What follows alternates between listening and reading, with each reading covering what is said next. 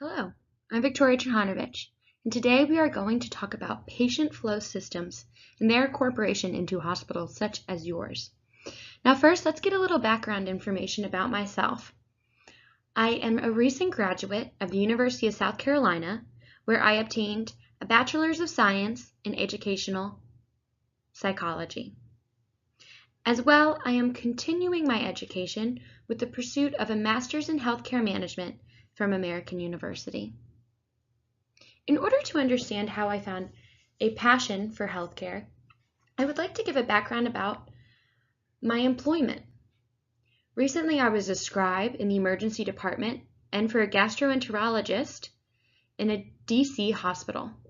Here, I was able to obtain a detailed and different perspective from patients to staff to tech to management of the day-to-day operations in emergency departments. So let's talk about emergency department overcrowding. Emergency department overcrowding, simply put, is too many patients and often too few providers in order to provide those patients with the quick and steadfast care in which they need.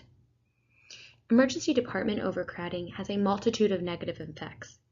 These include increased ambulance diversion, increased length of stay, increased medical errors, and increased harm to hospitals due to financial losses. Emergency department overcrowding is a public health crisis that affects those in the hospital systems, affects the staff, and affects the patients. And this crisis must be addressed. Now, how can we resolve emergency department overcrowding?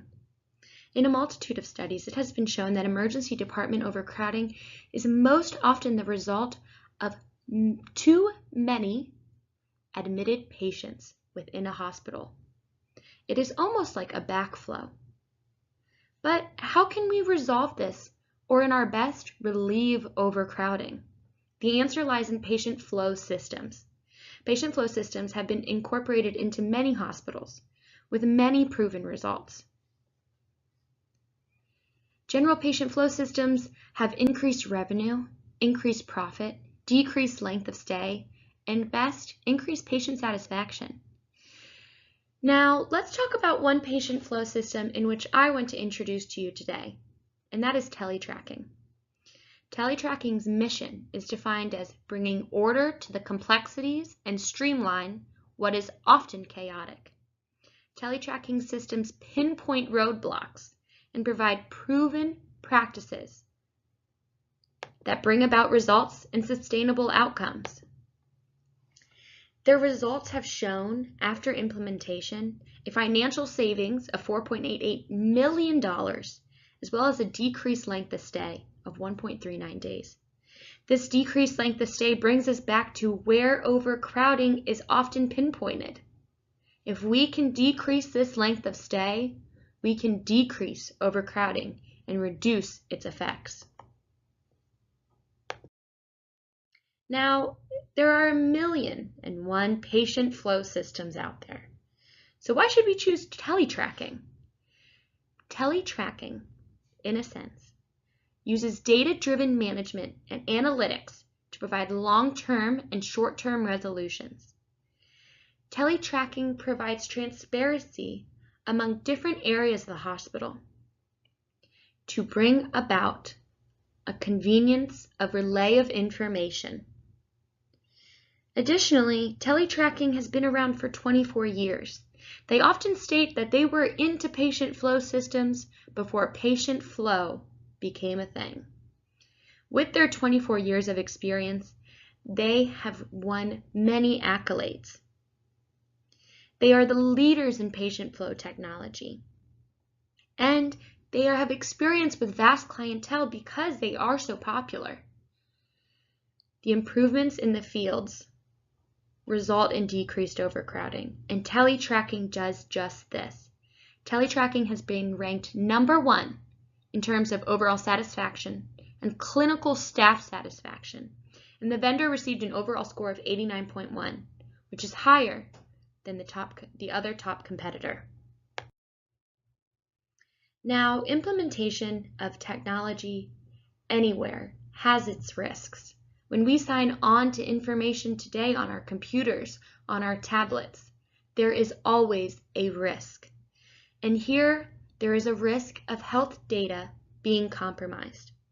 It has been noted by Robert Lord, the medical record is the most comprehensive record about the identity of a person that exists today. And second, the cost of electronic health record is substantially more than the cost of a medical record on paper alone. It is teletracking and any technology that is introduced into healthcare responsibility to keep this data safe and secure. And that is what we will do.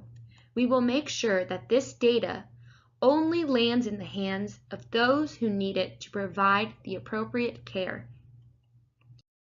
But with that said, the risks do not outweigh the benefits. The opportunities of introduction of teletracking into hospitals are abundant. First, we want to look at patient satisfaction.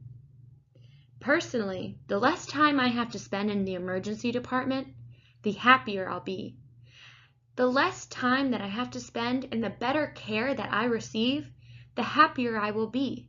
And with that, I will be more likely to use the hospital for other services in which they provide. The opportunities also include financial savings. These financial savings can be allocated to areas in which the hospital needs them. As well, financial improvement if a patient returns for more inpatient and outpatient needs of the hospital. And of course, we are a hospital. We must focus on the patient, and improved patient care is the goal. And this is what teletracking will provide. Now, let's talk about who has some hold in the benefits and risk of teletracking. First, insurance companies. Insurance companies love paying a little less. So with the reduction in length of stay and quicker relay of information, and the possibility of not having to repeat tests and diagnostics if that information is relayed clearly from floor to floor, the insurance companies will have to pay less. Now, let's focus on the staff. These are most impacted by the system.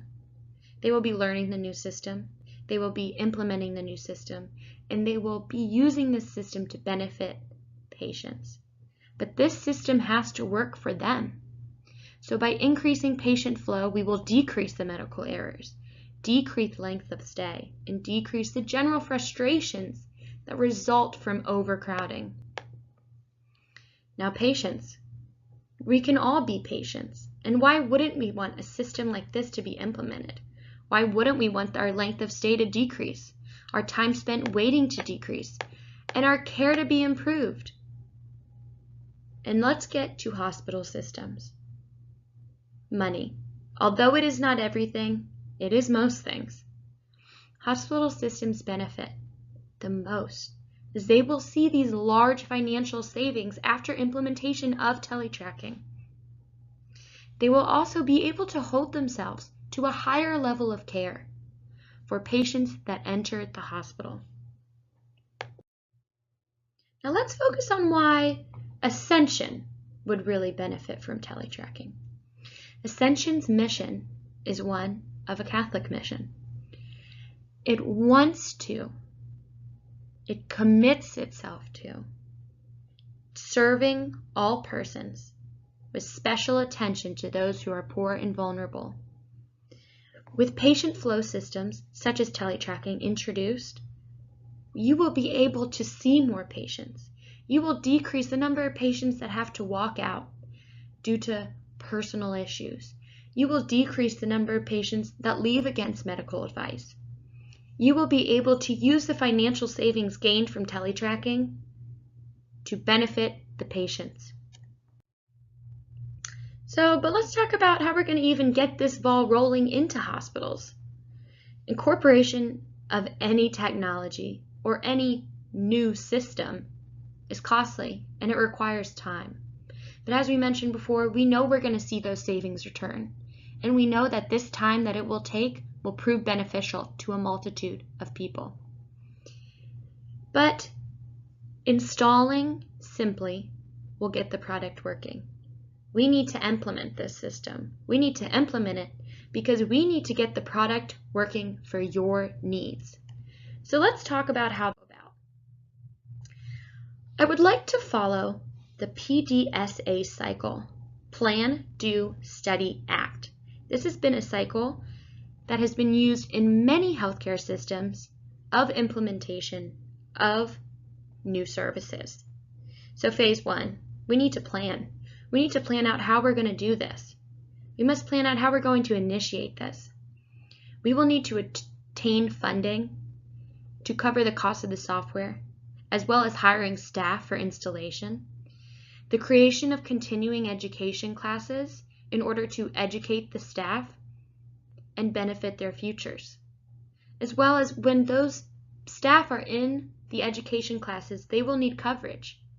And then we also, very keyly, need to employ team leaders, leaders who will be tenacious in making sure that the education and the appropriate implementation of this system is reaching their staff. So let's talk about phase 2. We're going to try out these systems on a smaller scale, in small class sizes in different departments. We need to do this in order to reach phase 3. We need to study it. We need to analyze the data. We need to study the results. We need to find where there were issues, where there need to be changes, where there needs to be relief if frustration is caused by a certain problem within the system. And this is where we will start getting this system to work for you. As well, auditing employees. Now, this is not tax purposes, but we need to audit them for information. We need to make sure that their frustrations are not due to a lack of education and knowledge. Having team leaders audit employees randomly and asking them questions about the system will make sure that the lack of knowledge is not the cause for the frustrations or changes that must be made. And then our final phase, let's act. We need to put this system into hospitals after refining. And then most importantly, we need to set some goals. We need to be able to say in 90 days or 120 days that the length of stay will be reduced by 1 day after implementation. We need to have goals to say that the percentage of people who are waiting for a provider in the emergency department decreases by X% after implementation. Then we can see if this system is really working as it promised, and if more changes need to be made for it to deliver the needs in which you want. So here's our closing. We reached the finale. We discussed why patient flow systems in general are a key to solving this public health crisis. We discussed why teletracking, a proven leader in patient flow systems, is needed in your hospital. We discussed the benefits that reach far beyond the hospital alone. We discussed that the people who will benefit most are the ones who are providing care and the ones who need care. We discussed the benefits that range from emotional to monetary. Teletracking does everything in which it can to provide solutions to the problems of emergency department overcrowding. And with implementation of this system, we will see a reduction and a relief in overcrowding. We will get rid of and relieve the negative impacts caused by overcrowding. And apart from that, we will create better care. And that is exactly what hospitals are meant to do. Thank you so much for your time, and I hope you have a wonderful day.